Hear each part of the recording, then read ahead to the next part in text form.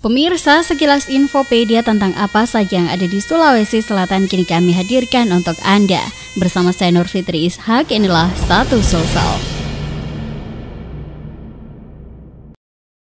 Pemirsa, suku Bugis Makassar masih menjunjung tinggi adat istiadat sebelum pernikahan. Maka tak heran jika prosesi pernikahan suku Bugis Makassar memakan waktu yang cukup panjang karena harus melalui sejumlah tahapan. Nah, tahapan-tahapan seperti apakah itu?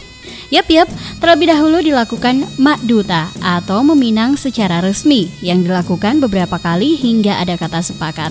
Nah, sebelum meminang secara resmi ada beberapa proses yang harus ditempuh. Antara lain memanuk-manuk yang bermakna seperti burung yang terbang ke sana kemari untuk menyelidiki apakah ada gadis yang berkenan di hati.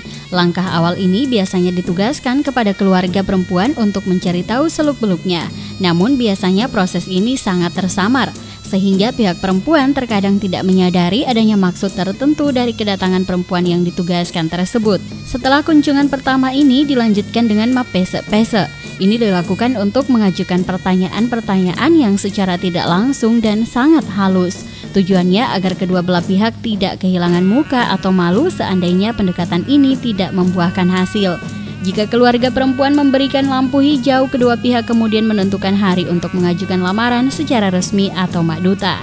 Selama proses pelamaran ini berlangsung, garis keturunan, status kekerabatan, dan harta calon mempelai diteliti terlebih dahulu sambil membicarakan sompa dan uang antaran atau uang panai atau duit mendre yang harus diberikan oleh pihak laki-laki untuk biaya perkawinan pasangannya.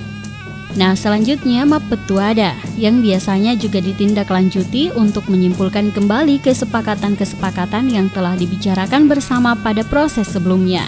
Ini sudah merupakan lamaran resmi dan biasanya disaksikan oleh keluarga dan kenalan. Pada saat inilah akan dibicarakan secara terbuka segala sesuatu, terutama mengenai hal-hal yang prinsipil. Pada acara Mappetuada ini, pihak laki-laki menyerahkan paten reada atau pasio atau pengikat berupa cincin, beserta sejumlah benda simbolis lainnya. Misalnya tebu sebagai simbol sesuatu yang manis, buah nangka atau panasa yang mengibaratkan harapan atau minasa, dan lain sebagainya.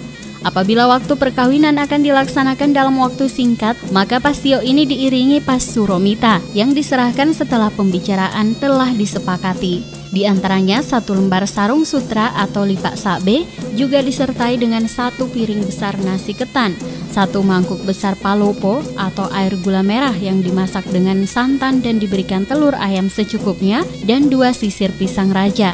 Menarik ya, tradisi yang syarat makna. Demikian Satu Sulsel kali ini, saya Nur Fitri Ishak. Tetap saksikan infopedia kami berikutnya dalam Satu Sulsel.